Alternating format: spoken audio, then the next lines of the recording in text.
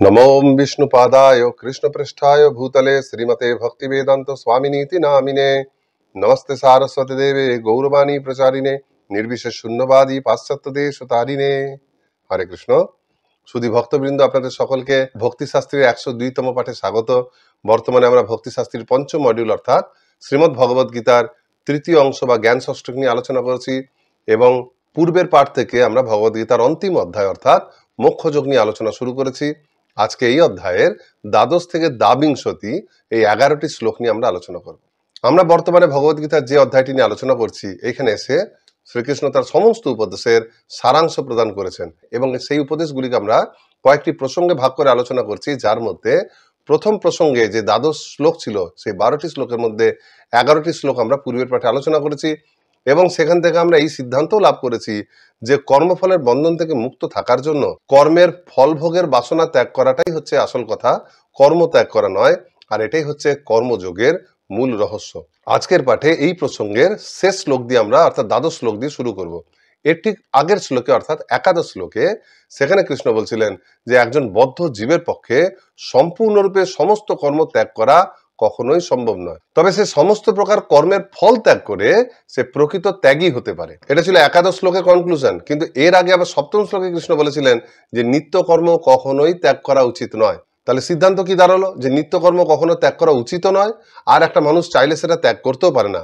সে যেটা করতে পারে সেটা হচ্ছে কর্মের ফল ত্যাগ করতে পারে। তার নিত্যকর্ম করে সেই সঙ্গে আবার সেই নিত্যকর্মের ফল ভোগের প্রতিও যদি তার অভিলাষ থাকে, তাহলে তার কি অবস্থা হতে পারে সেই কথা কৃষ্ণ এই প্রসঙ্গের দ্বাদশ শ্লোকে ব্যাখ্যা করছেন। দ্বাদশ শ্লোকে কৃষ্ণ বলছেন, অনিষ্টমিষ্টং মিশ্রং চ ত্রিবিধং ন কর্মণ ফলম ভবত্যত্যাগিন প্রেত্য নতু সন্ন্যাসিনাং ক্বচিৎ।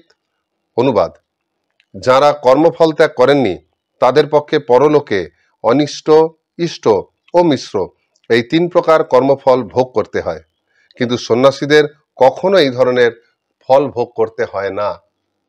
এর পূর্বের প্রসঙ্গে পূর্বের পাঠে দেখবেন সেখানে কৃষ্ণ অর্জুনকে কর্মত্যাগী এবং কর্মের ফল ত্যাগী এই 2 প্রকার ব্যক্তির মধ্যে তুলনামূলক আলোচনা করে দেখিয়েছিলেন। কর্মফল ত্যাগী হচ্ছেন শ্রেষ্ঠ, অর্থাৎ 2 প্রকার ত্যাগীর মধ্যে কোন ত্যাগী শ্রেষ্ঠ। কিন্তু এই শ্লোকে কৃষ্ণ ত্যাগীদের মধ্যে আলোচনা করছেন না, সেটা এক ধরনের আমরা কনক্লুশন পেয়ে গেছি। এখানে কৃষ্ণ বলছেন ফল ত্যাগীর সঙ্গে ফল উপভোগকারী ত্যাগীর সঙ্গে ভোগীর কি পার্থক্য, তাদের তুলনামূলক আলোচনা কৃষ্ণ এই শ্লোকে করছেন।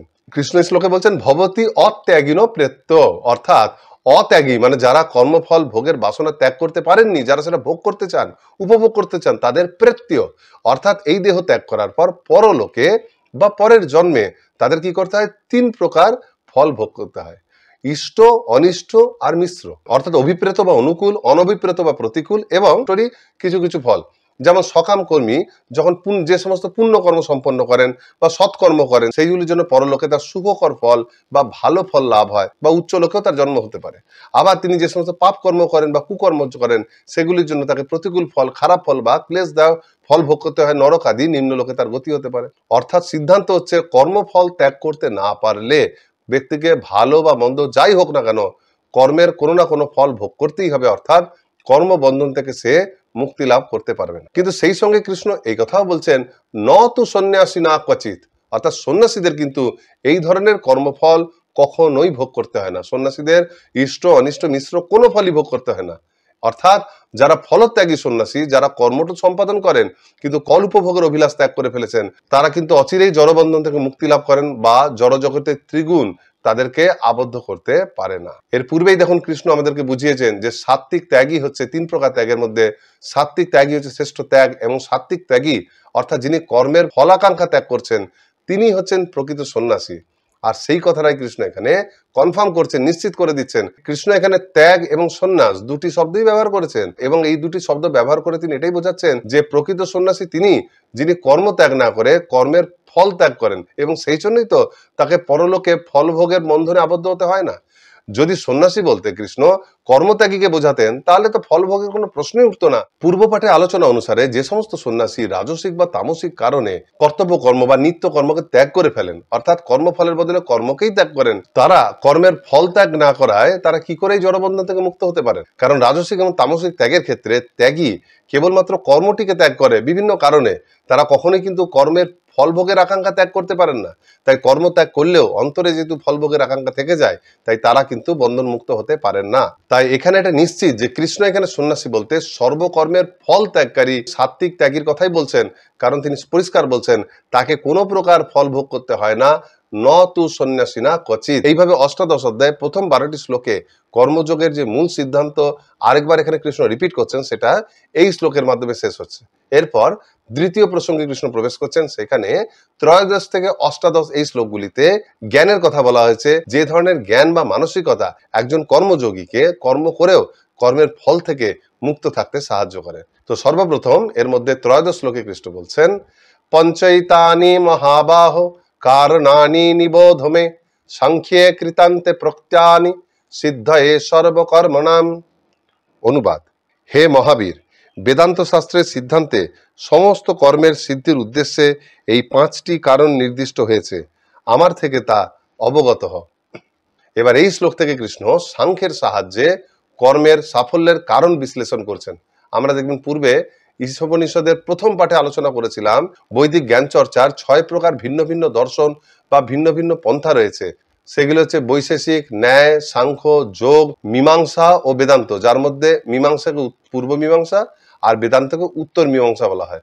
সুতরাং এখান থেকেই বোঝা যাচ্ছে এই সাংখ্য আর বেদান্ত এই দুটি হচ্ছে বৈদিক জ্ঞানের যে ষড় দর্শন, তার মধ্যে 2টি দর্শন বা 2টি ধারা। শ্রীল প্রভুপাদ তাৎপর্যে বলছেন সাংখ্য কথাটির অর্থ জ্ঞানের বৃন্ত, এবং বেদান্তকে সমস্ত আচার্যেরা জ্ঞানের চরম বৃন্ত বলে গ্রহণ করেছেন। বৃন্ত মানে হচ্ছে স্টক, অর্থাৎ ফুলের বোঁটা, যার সাহায্যে ফুলটি ডালের সঙ্গে লেগে থাকে। এই বৃন্তের মাধ্যমেই ফুল উদ্ভিদ থেকে পুষ্টি, জল আদি সবকিছু গ্রহণ করেন। এবং সাংখ্য যদি ফুলের বৃন্ত বা আধার হয়, তাহলে সেই ফুলের প্রস্ফুটিত বা চরম দশা হচ্ছে, চরম বিন্দুটা হচ্ছে বেদান্ত।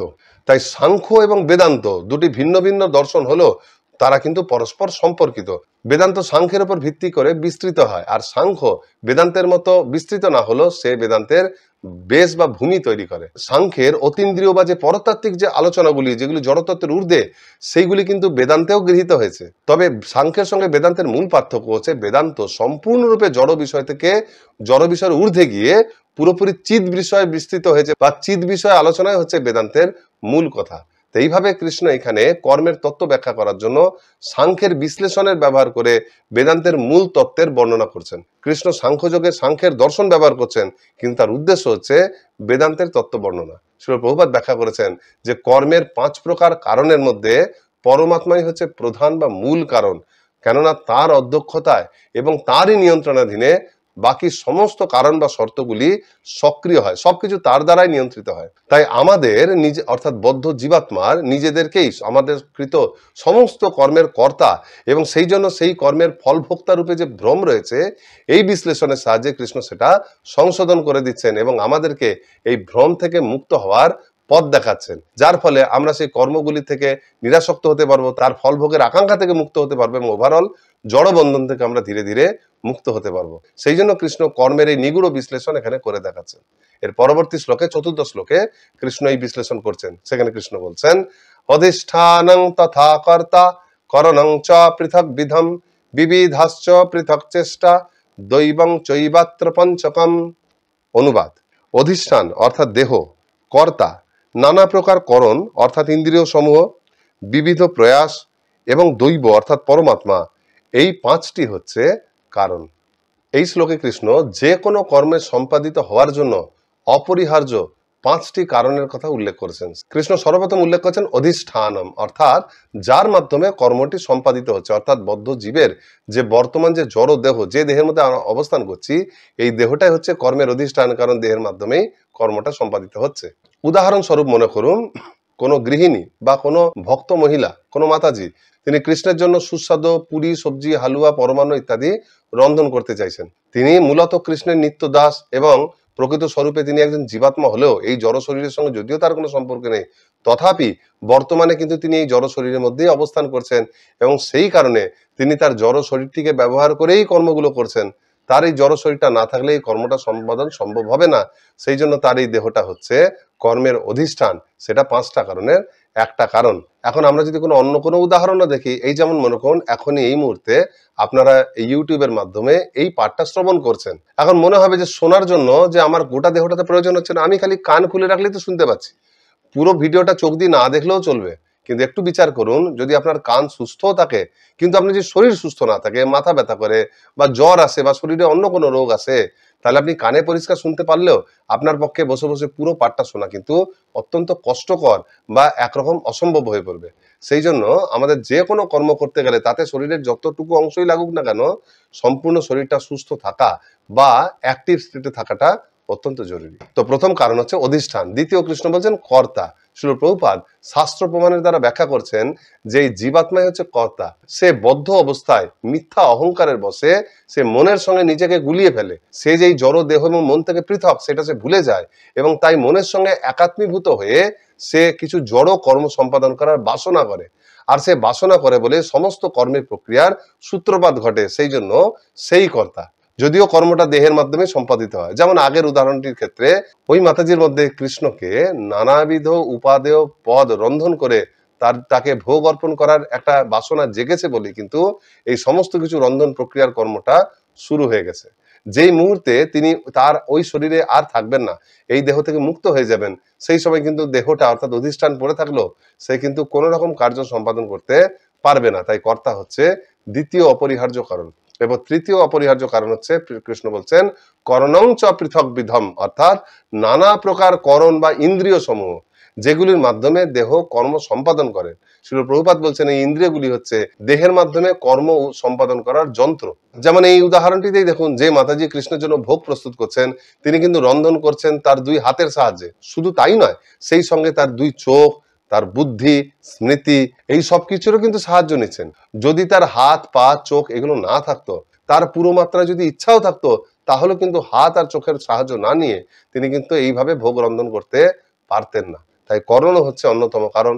আর চতুর্থ কারণ কৃষ্ণ কি বলছেন, বিবিধস্য পৃথক চেষ্টা, অর্থাৎ নানা প্রকারে বা সর্বপ্রকারে সকল রকম ইন্দ্রিয়ের ব্যবহার করে কাজটা সম্পাদন করার যে প্রয়াস, অর্থাৎ কর্মটা সম্পাদনের জন্য যে মুখ্য প্রয়োজনীয় ইন্দ্রিয় এবং তার সঙ্গে সহায়ক যে ইন্দ্রিয় বা অঙ্গ প্রত্যঙ্গগুলো, সেই সব কিছু মিলিয়ে মিশিয়ে সম্পূর্ণ দেহটির মাধ্যমে যে সম্মিলিত প্রচেষ্টা করা হয়, যার দ্বারা কর্মটি সম্পাদিত হয়, সেটা হচ্ছে চেষ্টা বা প্রয়াস। এই উদাহরণে মাতাজি যদি সুস্থ হন, এমনকি তিনি যদি যে সমস্ত পদ রান্না করতে চলেছেন তিনি হয়তো সেগুলো রান্না করতে খুব এক্সপার্ট, প্রায় দিনই রান্না করেন, তৎসত্ত্বেও এমন কখনোই না তিনি যদি সুস্থভাবে ওই রন্ধন করতে আসেন এবং খালি উপাদানগুলিকে একটু স্পর্শ করে দেন তাহলেই সেগুলো আপনি মিলেমিশে রান্না হয়ে যাবে। কখনোই তা সম্ভব হয় না। তিনি রন্ধনে পারদর্শী হলেও তাকে ভিন্ন ভিন্ন উপাদান, ভিন্ন ভিন্ন মাত্রায়, ভিন্ন ভিন্ন সময় যোগ করতে হবে, মন দিয়ে সেগুলো পাক করতে হবে, কোনো কিছুকে ভাজতে হবে, কোনো কিছুকে সিদ্ধ করতে হবে, সেটাও কতটা করতে হবে সেটা তাকে নিয়ন্ত্রণ করতে হবে। কখন সেটাকে আঁচে রাখবেন, কখন আঁচ থেকে তুলে নেবেন, কখন আঁচটাকে বাড়ানো হবে, কখন কমানো হবে, কতটা গরম হয়ে গেলে পরে পরের উপাদান যোগ, এই সমস্ত খুঁটিনাটি তিনি যদি বিশেষভাবে খেয়াল না রাখেন তাহলে কিন্তু তার দ্বারা রন্ধন করা যাবে না। যদি রন্ধন যেমন তেমন দায়াসারা ভাবে যদি রন্ধন করা হয়েও যায়, সেটা কোনো মতেই কিন্তু পারফেক্ট বা সুস্বাদু হবে না। সেই জন্য সবকিছুর সঙ্গে সঙ্গে চেষ্টা বা প্রয়াস হচ্ছে কর্ম সম্পাদনের একটা অন্যতম কারণ। আর পঞ্চম কারণ বা পঞ্চম শর্ত, যেটি সবচেয়ে গুরুত্বপূর্ণ, সেটি হচ্ছেন দৈব। দৈব বলতে পরমেশ্বর ভগবানকে, বিশেষত এই জড় জগতে প্রত্যেক দেহের মধ্যে আত্মার সঙ্গে অবস্থানকারী পরমাত্মাকে বোঝানো হয়েছে। এই পরমাত্মার অনুমোদন ছাড়া কোনো কর্ম সম্ভব নয়। পরমাত্মাই জীবাত্মার পূর্বের কর্ম, তার উপর গুণের প্রভাব, কর্মফল, বর্তমান সময়ে তার মানসিকতা, তার এই কর্মটা করার প্রতি আগ্রহ, আন্তরিকতা ইত্যাদি নানাবিধ শর্তাবলী বিচার পূর্বক যে রূপ নির্দেশনা তিনি প্রদান করেন বা অনুমতি প্রদান করেন, দেহটি এবং দেহের ইন্দ্রিয়গুলি সেই রূপই সক্রিয়তা প্রদর্শন করে, ফলে সেই রকমই কর্মটি সম্পাদিত হয়। অনেক সময় দেখা যায় কোনো দক্ষ মাতাজি প্রায় সময় কৃষ্ণের নানাবিধ জটিল জটিল পদ রান্না করেন, তবুও দেখা যায় 100 বার রান্না করলে তার মধ্যে কিন্তু 100 বারই তার রান্নাটা পারফেক্ট নাও হতে পারে। কোনো কোনো সময় 1-2 বার তার সব পদের মধ্যে কোনো একটা পদ হয়তো আশানুরূপ হয় না। জড়জগতে দেখবেন যে অনেক সময় যারা সুপারস্টার, যারা গায়ক, যারা সিনেমাতে বা অ্যালবামে গান রেকর্ড করে, অনেক সময় দেখা যায় তারা বিভিন্ন লোকালিটিতে গিয়ে স্টেজ প্রোগ্রাম করে। তো যে অনেক সময় এটাও দেখা যায় তারা যে সুস্থভাবে স্টেজ প্রোগ্রাম করেছেন, যেভাবে তিনি গানটাকে গাইবেন ভেবেছেন, যেভাবে মানুষজনকে সেটা শুনে আনন্দ দেবেন ভাবছেন, তিনি সুস্থ থাকা অবস্থায় শত চেষ্টা করো যে গান রোজ গাইছেন সেটাও কিন্তু সেই স্টেজে অনেক সময় তার ভালো গাওয়া হয় না। কোনো স্টেজে ভালো হয়, কোনো স্টেজে হয় না, চাইলেও হয় না। যেমন কৃষ্ণ ভাবনা অনুশীলনকারী ভক্তদের ক্ষেত্রে আপনি একটা উদাহরণ দেখতে পারেন। ভক্তরা প্রত্যেক দিন 2-3 বার করে বছরের পর বছর তিলক সেবা করে আসলেও কোনো দিন দেখা যায় তিলক করতে গিয়ে তার তিলকটা সোজা না হয়ে একটু আঁকা বাঁকা হয়ে যায়। বারবার চেষ্টা করেও কখনো হতে চায় না। যে সময় আর দেখা যায় সেই সময় সময়ের খুব অভাব, তখন তাকে ওই বাঁকা তিলক নিয়ে সেবাতে নেমে পড়তে হয়। তাই কর্ম সম্পাদনের সমস্ত শর্ত যদি ঠিকঠাকও থাকে, কিন্তু দৈব বা পরমাত্মার কৃপা যদি না হয় বা যদি পরিপূর্ণ না হয়, তাহলে কর্মটিও হয় আংশিক সম্পাদিত হয় অথবা আদৌ সম্পাদিত হবে না। এখন এইটা শুনে মনে হতে পারে যদি পরমাত্মাই মুখ্য কারণ, তার অনুমোদনেই কর্মটা হবে, তিনি না করে দিলে হবে না, তাহলে যে কোনো জড় কর্ম যেগুলো আমাদের দেহের মাধ্যমে ঘটে সেগুলোর জন্য মুখ্য দায়ীও তো তিনি। তাহলে এই কর্মগুলির মাধ্যমে যে কর্মফল বা কর্মবন্ধন হয় সেটা আত্মাকে কেন ভোগ করতে হবে? সেটা তো পরমাত্মার ভোগ করার কথা। এই প্রসঙ্গে শ্রীল বলদেব বিদ্যাভূষণ তার ভগবদ্গীতার ভাষ্যে ব্যাখ্যা করছেন যে যেহেতু জীবাত্মা তার নিজস্ব দেহাত্ম বুদ্ধির বশে ওই জড় কর্ম সম্পাদন করার বাসনা করেন, সেই জন্য তিনি কর্তা, পরমাত্মা নন। পরমাত্মা কখনোই জড় স্তরে কোনো কর্ম করার কোনো রকম ইচ্ছা প্রকাশ করেন না। তিনি সর্বদা আত্মারাম, আত্মতৃপ্ত। তিনি কেবল জীবাত্মা যে কর্ম করার ইচ্ছা প্রকাশ করছে তিনি সেটিকে খালি অনুমোদন করেন। সেই জন্য ভালো বা মন্দ কর্মের জন্য জীবাত্মাই দায়ী, পরমাত্মা নন। কারণ পরমাত্মা জোর করে জীবাত্মাকে দিয়ে কোনো কিছু করান না। শ্রীল প্রভুপাদ তাৎপর্যে ব্যাখ্যা করেছেন যে যে ব্যক্তি পূর্ণরূপে কৃষ্ণ ভাবনাময় হয়ে জড় জগতে কর্ম সম্পাদন করেন, তার কর্ম কিন্তু সম্পূর্ণরূপে পরমাত্মা বা ভগবানের নির্দেশ অনুসারেই হয়। কারণ তিনি নিজের ইচ্ছায় কর্ম সম্পাদন করতে যান না, তার ইচ্ছাটিও ভগবানের ইচ্ছার সঙ্গে সামঞ্জস্য রেখে হয়, বা শাস্ত্র বাক্য অনুসারে তিনি সেই কর্মগুলো সম্পাদন কর্তব্য অনুসারে করতে যান। সেই জন্য তিনি কর্মগুলির জন্য দায়ী থাকেন না। আর একই সঙ্গে তিনি সেই কর্মের ফলও ভোগ করতে চান না। সেই কর্ম থেকে প্রাপ্ত ফল তিনি সম্পূর্ণরূপে কৃষ্ণের সন্তুষ্টি বিধানের জন্য নিয়োগ করতে চান। তাই এই ধরনের ব্যক্তিদের সম্পাদিত কোনো কর্মই তাদেরকে জড় বন্ধনে আবদ্ধ করতে পারে না। ফলের ভোক্তা একমাত্র কৃষ্ণ, আমি নই, এই মানসিকতাটা পোষণ করার জন্য তাদেরকে সর্বদা কর্মবন্ধন থেকে রক্ষা করে। আর এটা খালি তারা বলার জন্য বলে না, তারা এই মানসিকতা রেখেই কর্ম করেন এবং কর্মের ফলও তারা অবশ্যই ভগবানকে অর্পণ করেন। সেই জন্য তারা সর্বদাই বন্ধন মুক্ত। এইভাবে কৃষ্ণ এই যে এই শ্লোকে একটা কর্ম সম্পাদনের পিছনে যে 5টা কারণ সক্রিয় থাকে সেটি যে ব্যাখ্যা করেছেন, সেটার উদ্দেশ্য কি, সেই উদ্দেশ্যটা কৃষ্ণ এবার এর পরবর্তী 15 এবং 16 এই 2টি শ্লোকে তিনি ব্যাখ্যা করতে চলেছেন। 15 শ্লোকে কৃষ্ণ বলছেন, শরীর বাং মনোভিরিয়াত কর্ম প্রারভতে নর নাইয়ং বা বিপরীতং বা পঞ্চৈতে তস্য হেতবে। অনুবাদ: দেহ, বাক্য ও মনের দ্বারা মানুষ যে কর্ম আরম্ভ করে তা ন্যায্যই হোক অথবা অন্যায্যই হোক, এই 5টি তার কারণ। 16 শ্লোক: তত্রৈবং সতি কর্তারং আত্মনং কেবলং তুয়া পশ্চাৎমকৃত বুদ্ধিত্বান ন সপশ্যতি দুর্মতি। অনুবাদ: অতএব কর্মের 5টি কারণের কথা বিবেচনা না করে যে নিজেকে কর্তা বলে মনে করে, বুদ্ধির অভাববশত সেই দুর্মতি যথাযথভাবে দর্শন করতে পারে না। এর পূর্বের শ্লোকে কৃষ্ণ যখন কর্মের 5টি কারণ উল্লেখ করলেন, তখন অর্জুনের মনে এই প্রশ্ন আসতে পারে যে কৃষ্ণ এই যে 5টা কর্ম কথা বলছেন, এগুলো কি কেবলমাত্র এই দৈহিক কর্মের ক্ষেত্রে প্রযোজ্য, না অন্যান্য সূক্ষ্ম স্তরের কর্মের ক্ষেত্রেও এই 5টা কারণ প্রযোজ্য? অথবা তার এটাও মনে হতে পারে যে এই 5টা কারণ কখন অ্যাক্টিভ হয়, আমরা যখন শাস্ত্র অনুসারে কর্ম বা পুণ্য কর্ম করি তখন হবে, নাকি কেউ যদি শাস্ত্র বিরুদ্ধ কোনো অপকর্ম করে সেক্ষেত্রেও কি এই 5টা কারণই সমানভাবে সক্রিয় থাকে?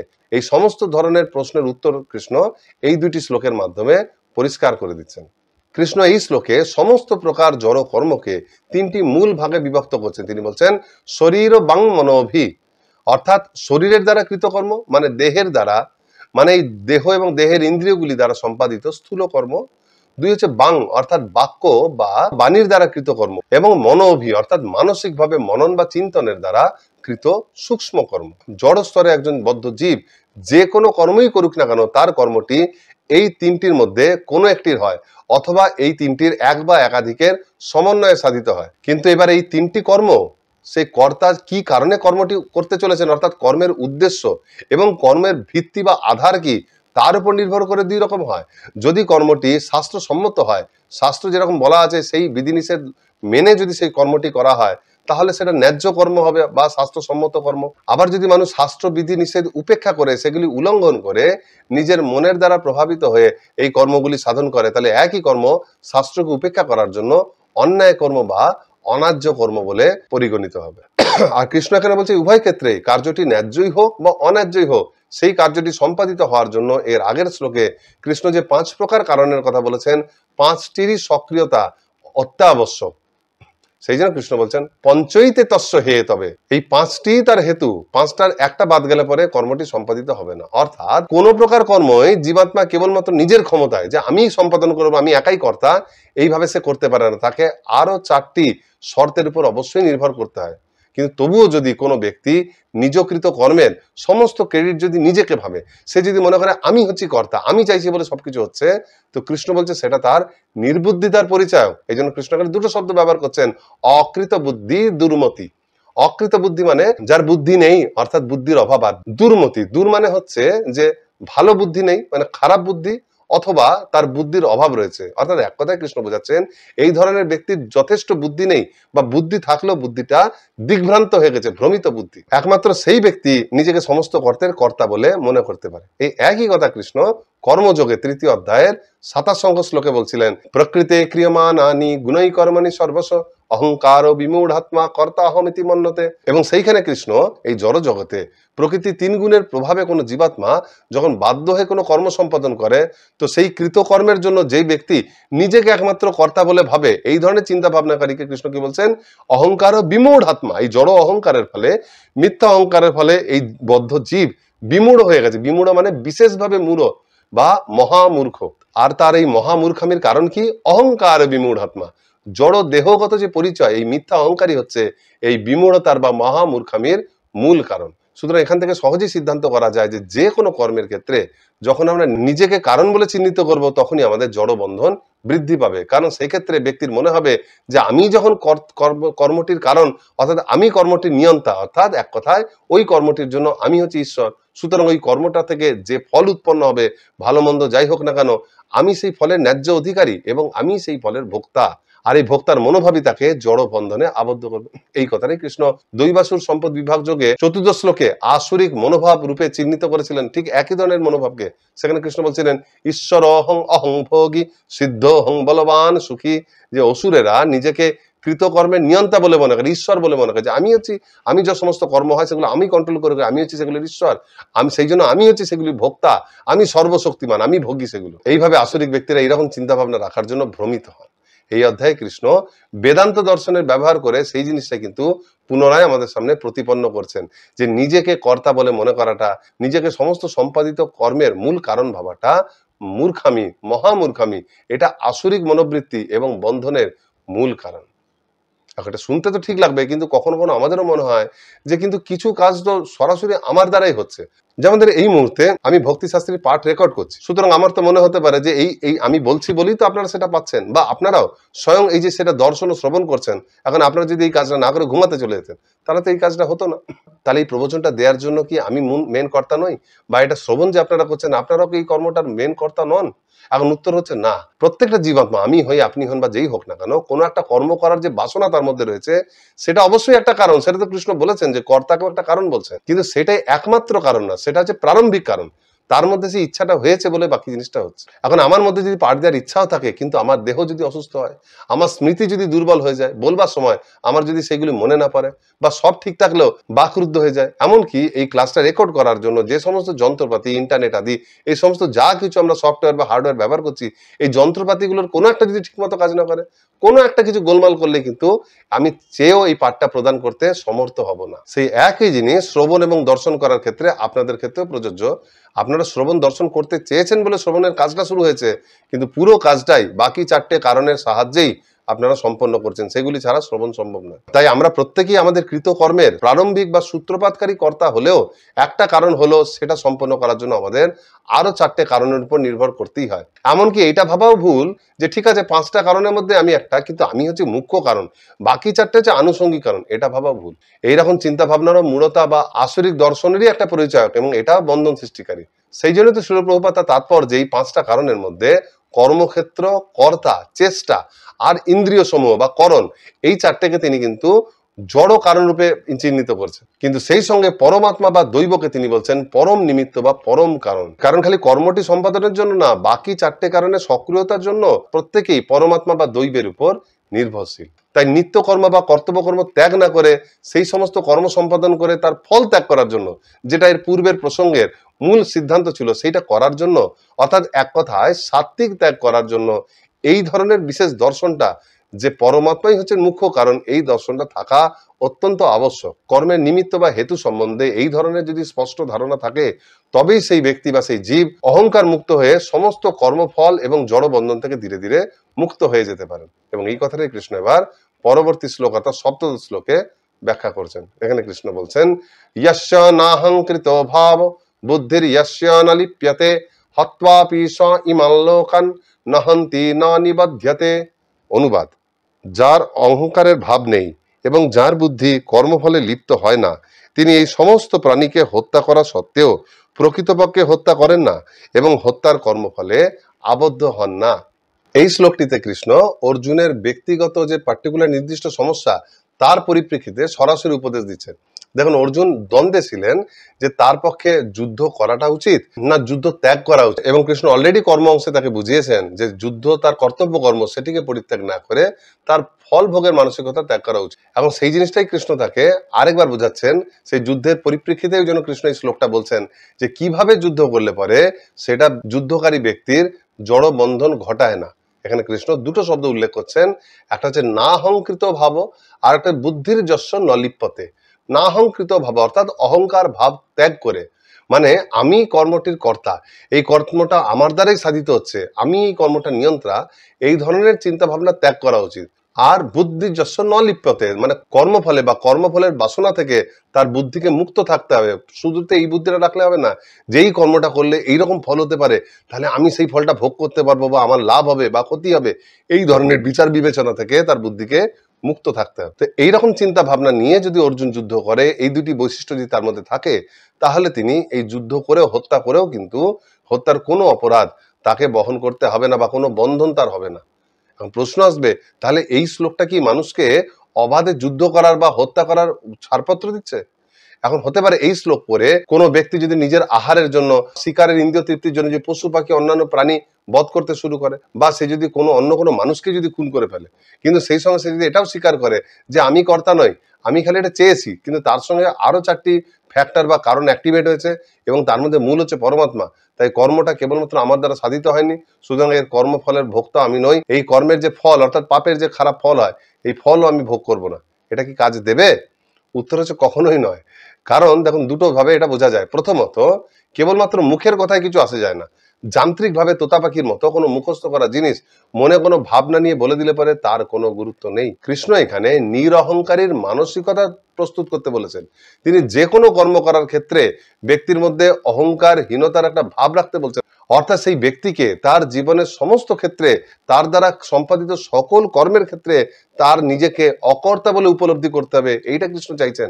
এই উপলব্ধিটা তার অন্তর থেকে আসবে, কোনো ক্ষেত্রেই নিজেকে যেন তার কর্তা বলে মনে না হয়। লোকের কাছে মুখে কি বলছি সেইটা না, তার হৃদয়েও যেন এই ভাবটা না আসে। আর দ্বিতীয়ত হচ্ছে, সেটা যেন সব ক্ষেত্রেই হয়। সুবিধা মতো একটি কর্মে আমি অকর্তা, আবার অন্য একটা কর্মে কর্তা সাজবো, এইরকম মনোভাব কিন্তু এই শ্লোকটাতে বলা হচ্ছে। আর দ্বিতীয়ত বা মূল শর্ত হচ্ছে, কৃষ্ণ সেই সঙ্গে তার বুদ্ধিকে কর্মটির ফলভোগের বাসনা থেকে মুক্ত থাকতে বলছেন। তাই সাধারণ বিচারে যারা নিজের সন্তুষ্টির জন্য বা নিজের ইন্দ্রিয় তৃপ্তির জন্য অপরকে হত্যা করে থাকে, এই ধরনের ব্যক্তির ক্ষেত্রে এই দ্বিতীয় সত্যটা কোনোভাবেই প্রযোজ্য হয় না, কারণ তারা কর্মটা করেই ফল ভোগ করার আশাতে। তাই আমাদের দ্বারা কৃত এই ধরনের যে কোনো কর্মের দায় আমাদেরকেই নিতে হবে, কারণ আমাদের ইচ্ছার জন্যই সেটা সূত্রপাত ঘটেছে। তবে সেই সঙ্গে আগের শ্লোকে যেটা বলা হয়েছে, আমি যে কর্মটার কর্তা, এই চিন্তা ভাবনা রাখাটা মূর্খতা। কোনো উগ্রপন্থী বা কোনো অপরাধী যখন কোনো জনবহুল স্থানে কোনো বাজারে বোমা বিস্ফোরণ করতে চায়, সেটা কিন্তু তার ইচ্ছা মাত্রতে হয় না, তাকে অনেক হিসেব নিকেশ করে যথারূপ চেষ্টা করতে হয়। যদি চেষ্টা ঠিক মতো না থাকে, সে ঠিক মতো টাইমের হিসাব করতে পারেনি, দেখা গেলো সেই জায়গায় পৌঁছানোর আগেই বোমাটা পেটে গেল। আবার এমনও হতে পারে সে ঠিক জায়গাতে বোমাটা ফিট করেছে, কিন্তু যে সময় সেই বোমাটা বিস্ফোরণ করতে, যখন সেখানটা জনবহুল হয়ে আছে, সেই সময় বিস্ফোরণ না হয়ে মাঝরাতে যখন সেই জায়গাটা নির্জন হয়ে গেছে তখন বিস্ফোরণ হচ্ছে। তাই এই ধরনের অপকর্ম বা পাপ কর্মের ক্ষেত্রেও কিন্তু কর্মটি একাধিক শর্তের দ্বারা নিয়ন্ত্রিত হয়, কিন্তু কর্মটি করার ইচ্ছা একমাত্র সেই ব্যক্তি বা কর্তার থাকে, সেই জন্য তাকেই ফলটা ভোগ করতে হয়। সেই জন্যই তো কৃষ্ণ এখানে নাহংকৃত ভাব এই কথাটা সঙ্গে সঙ্গে এটাও বলছেন, বুদ্ধির যস্য ন লিপ্যতে, অর্থাৎ ফল ভোগের বাসনা থেকে অবশ্যই মুক্ত হতে হবে। তাই এই শ্লোকের দোহাই দিয়ে নিজের খেয়াল খুশি মতো শাস্ত্র উপেক্ষাকারী কর্মে লিপ্ত হলে অবশ্যই তার কুফল আমাদেরকে ভোগ করতে হবে। আসলে এই অধ্যায়ের শুরু থেকে কৃষ্ণর বক্তব্য হচ্ছে যে শাস্ত্রোক্ত কর্তব্য কর্ম যেহেতু মনীষীদের পর্যন্ত পবিত্র করে, তাই সেগুলো কখনোই ত্যাগ করা উচিত নয়। তাই সেগুলো যখন ত্যাগ করা উচিত নয়, তাহলে সেগুলো করলে তো আমরা ফলের দ্বারা আবদ্ধ হব। সেই জন্য কৃষ্ণ বলছেন যে সেই কর্মটা সম্পাদন করা উচিত, কিন্তু সঙ্গে এটাও ভাবা উচিত আমি একমাত্র কর্তা নই, আমি সেই 5 রকম কারণের একটা কারণ, আর সেই জন্য এই কর্মের ফল আমার নিজে ভোগ করা উচিত, অর্থাৎ তার কর্মফল ভোগের বাসনা পরিত্যাগ করে কর্মটা করা উচিত। তাই কৃষ্ণ এখানে শাস্ত্রোক্ত কর্ম কিভাবে সম্পাদন করা যায় অনাসক্ত হয়ে সেই কৌশল বলছেন। শাস্ত্র বহির্ভূত শাস্ত্র উপেক্ষাকারী পাপ কর্মের ক্ষেত্রে এই কারণগুলো প্রযোজ্য হলো, সেইগুলোর করার ব্যাপারে কৃষ্ণ কিন্তু সেই বিষয়ে কিন্তু কৃষ্ণ এখানে আলোচনা করেছেন না। শ্রীল প্রভুপাদ তাৎপর্য বলছেন, যখন কোনো সৈনিক তার সেনাপতির আদেশ অনুসারে শত্রু সৈন্যকে হত্যা করে তখন তাকে বিচারের কাঠগড়ায় দাঁড়াতে হয় না, কিন্তু কোন সৈনিক যদি তার নিজের ইচ্ছায় কাউকে হত্যা করে তাহলে অবশ্যই বিচারালয়ে তার বিচার হয়ে থাকে। অর্থাৎ এক কথায় ব্যক্তি যখন কর্মের প্রকৃত তত্ত্ব সঠিকভাবে জানেন, বা যখন তিনি শাস্ত্রের নির্দেশ অনুসারে অহংকার ত্যাগ করে কেবলমাত্র কর্তব্য পালনের জন্য বা কোনো উচ্চতর চিন্ময় কারণের জন্য তার নিত্যকর্ম বা কর্তব্য কর্ম সম্পাদন করেন, তখনই সে এই কর্ম করেও সেই কর্মের ফল থেকে রেহাই পেতে পারেন। যেমন অর্জুন হচ্ছেন ক্ষত্রিয়, ক্ষত্রিয়ের নিজস্ব কর্তব্য কর্ম হচ্ছে ধর্ম রক্ষার্থে যুদ্ধে অবতীর্ণ হওয়া। তাই কৃষ্ণ অর্জুনকে বলছেন একজন ক্ষত্রিয়ের কর্তব্য কর্ম পালন করতে গেলে বেশিরভাগ ক্ষেত্রে তাকে হত্যাও করতে হয়। সেটা যদি তাকে করতেও হয় তাহলেও সে যদি এটা উপলব্ধি করতে পারে যে সে অকর্তা এবং সে হত্যাজনিত যে কর্ম তার ফল ভোগের মানসিকতা সে যদি ত্যাগ করে, তাহলে এই ভয়ঙ্কর কর্মও তার কোন রকম বন্ধন ঘটাবে না, যেটা সাধারণ ক্ষেত্রে সেই কর্ম তার ভয়ঙ্কর তাকে ক্লেশ বা পাপের বোঝা প্রদান করতে পারে। এটাই হচ্ছে কর্ম সম্পাদনের রহস্য। এবার কৃষ্ণ কর্মের এই তত্ত্বকে আরো গভীরভাবে বিশ্লেষণ করছেন, যাতে একজন ব্যক্তি কর্মকালে তার এই ধরনের অকর্তার মানসিকতাটাকে বজায় রাখতে পারে। অষ্টাদশ শ্লোকে কৃষ্ণ বলছেন, জ্ঞানং জ্ঞেয়ং পরিজ্ঞাতা ত্রিবিধা কর্ম চোদনা করণং কর্ম কর্তেতি ত্রিবিধ কর্ম সংগ্রহ। অনুবাদ: জ্ঞান, জ্ঞেয় ও পরিজ্ঞাতা এই তিনটি কর্মের প্রেরণা, করণ, কর্ম ও কর্তা এই তিনটি কর্মের আশ্রয়। এর পূর্বের চতুর্দশ শ্লোকে কৃষ্ণ কর্ম সম্পাদনের পিছনে, একটা কর্ম সম্পাদিত হতে গেলে তার জন্য যে মুখ্য 5টি কারণ বা শর্ত রয়েছে সেগুলি ব্যাখ্যা করেছিলেন, কিন্তু এইখানে এসে তিনি আরো এক ধাপ উন্নত দৃষ্টিতে বা ব্যাপক দৃষ্টিকোণ থেকে কর্মের বিশ্লেষণ করছেন। এখানে তিনি কর্ম সম্পাদনের জন্য যতগুলি কারণ বা শর্তের কথা রয়েছে সেগুলিকে তিনি মূল দুটো ভাগে ভাগ করছেন। একটা হচ্ছে কর্মের প্রেরণা, কৃষ্ণ যেটা বলছেন কর্মচোদনা, অর্থাৎ যার প্রভাবে কর্ম করার উদ্যোগ তৈরি হয়, মানসিক প্রচেষ্টা সূত্রপাত ঘটে, কর্ম করার যে ইচ্ছাটা প্রকাশিত হয়। আর দ্বিতীয় হচ্ছে কর্মের আশ্রয়, কৃষ্ণ বলছেন কর্ম সংগ্রহ, অর্থাৎ যে কারণের দ্বারা, যে শর্তের দ্বারা প্রকৃতপক্ষে বাস্তবে কর্মটি স্থূল স্তরে সম্পাদিত হয়। এবং তার মধ্যে কৃষ্ণ বলে দিচ্ছেন জ্ঞান, জ্ঞেয় এবং জ্ঞাতা এই তিনটে হচ্ছে কর্মের প্রেরণাদায়ক, অর্থাৎ কর্ম শুরু করার পূর্বে এই তিনটির অবস্থান অপরিহার্য। আর কর্ম সংগঠিত হওয়ার জন্য কর্তা, কর্ম ও করণ এই তিনটি অপরিহার্য, এরা হচ্ছে কর্মের আশ্রয়। এখন এগুলির মধ্যে কর্মের যে তিনটি প্রেরণা, তার মধ্যে দেখুন জ্ঞান এবং জ্ঞেয় সম্বন্ধে ত্রয়োদশ অধ্যায় প্রকৃতি পুরুষ বিভাগ যোগে সেখানে অলরেডি আলোচনা করেছে। অর্জুন যে 6টা জিনিস শুনতে চেয়েছিলেন, ক্ষেত্র, ক্ষেত্রজ্ঞ, প্রকৃতি পুরুষ, জ্ঞান, জ্ঞেয়, তার মধ্যে জ্ঞান এবং জ্ঞেয় সম্বন্ধে কৃষ্ণ অলরেডি আলোচনা করেছেন, এখানে পুনরায় তার উল্লেখ করছেন। এবং এটা দ্বারা এটাও বোঝা যাচ্ছে এই অষ্টাদশ অধ্যায়, ত্রয়োদশ থেকে সপ্তদশ, এই যে 5টি অধ্যায় জ্ঞানের, সেইটার সারাংশ বা সিদ্ধান্ত স্বরূপ। বিশেষ করে এই শ্লোকটিতে কৃষ্ণ জ্ঞান, জ্ঞেয় এই সমস্ত তত্ত্ব উল্লেখ করে জ্ঞান অংশের যে ত্রয়োদশ অধ্যায় প্রকৃতি পুরুষ বিবেক যোগ, সেই ত্রয়োদশ অধ্যায় তিনি যে সিদ্ধান্ত দিয়েছিলেন সেইটার উপসংহার বা কনক্লুশন তিনি এই শ্লোকে দিচ্ছেন, কারণ এই শ্লোকে সেইখানকার জ্ঞান, জ্ঞেয়ের কথা তিনি আরেকবার উল্লেখ করছেন। আর এই শ্লোকের সঙ্গে সম্বন্ধ রেখে পরবর্তী 19 থেকে 40 পর্যন্ত শ্লোকগুলিতে কৃষ্ণ এই জ্ঞান অংশের চতুর্দশ থেকে সপ্তদশ অংশের যে মূল বিষয়, অর্থাৎ গুণত্রয়ের প্রভাব, গুণত্রয়ের প্রভাবে কিভাবে জীবাত্মা কি কর্ম সম্পাদন করে, কিভাবে সে আবদ্ধ, এই সবকিছু সম্বন্ধে তিনি এবার 19 থেকে 40 পর্যন্ত সেইটা ব্যাখ্যা করছেন। অর্থাৎ ত্রয়োদশ থেকে সপ্তদশ পর্যন্ত অধ্যায়ের যে উপসংহার সেটা এই অংশের মধ্যে নিহিত রয়েছে। যাই হোক, কর্মের প্রেরণা হচ্ছে জ্ঞান, জ্ঞেয় এবং জ্ঞাতা। এবার এগুলো কি? জ্ঞান হচ্ছে কর্মের বিষয় সম্বন্ধে একটা স্পষ্ট ধারণা, আর জ্ঞেয় হচ্ছে যে বিষয় বা যে তত্ত্ব সম্বন্ধে আমরা জ্ঞান আহরণ করছি, অর্থাৎ জ্ঞানের লক্ষ্য যেটা, যে জিনিসটাকে জানার জন্য বা যে জিনিসটাকে উদ্দেশ্য করে কর্ম করা হচ্ছে, যাকে আমরা প্রথমে জানছি সেটা হচ্ছে জ্ঞেয় বস্তু। আর জ্ঞাতা হচ্ছে যে জ্ঞেয় বস্তু সম্বন্ধে জ্ঞান লাভ করেছেন, তিনি হচ্ছেন জ্ঞাতা। দেখুন, ভালো করে ভাবতে গেলে এই তিনটি শব্দ পরস্পর ওতপ্রোতভাবে জড়িত, একটা থাকলে আরেকটা থাকবেই। জ্ঞাতা জ্ঞেয় বস্তু সম্বন্ধে জ্ঞান অর্জন করেন, তাই এই তিনটে বস্তুর উপস্থিতি একসঙ্গে থাকতেই হবে, একটা থাকলে আরেকটা থাকবে। এখন এই প্রসঙ্গে শ্রীল প্রভুপাদ তাৎপর্য বলছেন, কর্ম করার অনুপ্রেরণা যদি শাস্ত্র বা গুরুদেবের নির্দেশ থেকে আসে তাহলে বুঝতে হবে সেটা অভিন্ন। অর্থাৎ সেক্ষেত্রে শাস্ত্র বা গুরুর নির্দেশ হচ্ছে পরম জ্ঞান, কারণ আদর্শ স্তরে সর্বশ্রেষ্ঠ বিচারে পরম জ্ঞেয় হচ্ছেন পরমেশ্বর ভগবান শ্রীকৃষ্ণ। তিনিই জড় স্তরে পরমাত্মা রূপে উপলব্ধ হয়। তাই তাকে জানতে পারাটাই হচ্ছে জীবনের মূল লক্ষ্য। আর সেই সম্বন্ধীয় জ্ঞানই হচ্ছে আমাদের প্রকৃত জ্ঞান। আর সেই জ্ঞান যিনি জানেন তিনি হচ্ছেন প্রকৃত জ্ঞাতা, অর্থাৎ একজন আদর্শ কৃষ্ণ ভাবনাময় ভক্ত। কিন্তু জড় স্তরে বিষয় ভোগের বা সকাম কর্ম সম্পাদনের ক্ষেত্রে এই জ্ঞান বা জ্ঞাতা অন্য কিছু হয়ে থাকে এবং সেটা সময়ে সময়ে পরিবর্তিত হয়।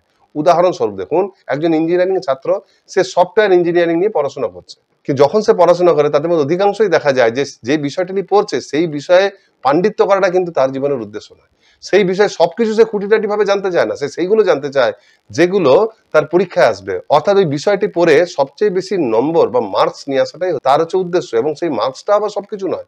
সেই মার্কসের দৌলতে বা সেইটা প্রদর্শন করে সে যেন একটা ভালো জায়গাতে, ভালো কোম্পানিতে একটা ভালো চাকুরি লাভ করে এবং সে ইন্দ্রিয় তৃপ্তির জন্য সমস্ত বিষয় যেন সহজেই লাভ করতে পারে, এইটা হচ্ছে তার মূল লক্ষ্য।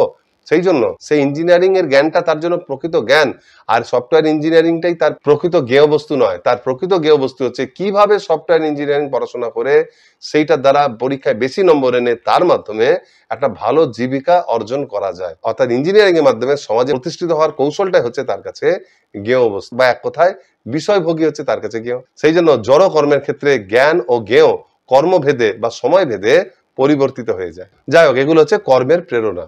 এরপর কৃষ্ণ বলছেন কর্মের তিনটি আশ্রয়, অর্থাৎ যেগুলির মাধ্যমে কর্মটি সাধিত হয়, আর সেগুলো হচ্ছে কর্তা, কর্ম আর করণ। এই যে তিন প্রকার আশ্রয়, এই তিনটিকে বৈদিক জ্ঞানের যে তিনটি মূল ভিত্তি বা তত্ত্ব সেগুলির সঙ্গে সম্পর্কিত ভাবে আমরা বিশ্লেষণ করতে পারি। আমরা পূর্বে আলোচনা করেছি সমস্ত চিন্ময় তত্ত্বের মধ্যে মূল তিনটি তত্ত্ব হচ্ছে আলোচ্য বিষয়, সেগুলো হচ্ছে জগৎ, জীব এবং জগদীশ। জগৎ মানে জড় জগৎ যেখানে আমরা বদ্ধ রয়েছি, জীব হচ্ছে প্রত্যেকটা জীবাত্মা আমাদের মতো, এবং জগদীশ হচ্ছেন পরমাত্মা যিনি জগৎ এবং জীব উভয়েরই নিয়ন্তা বা প্রভু।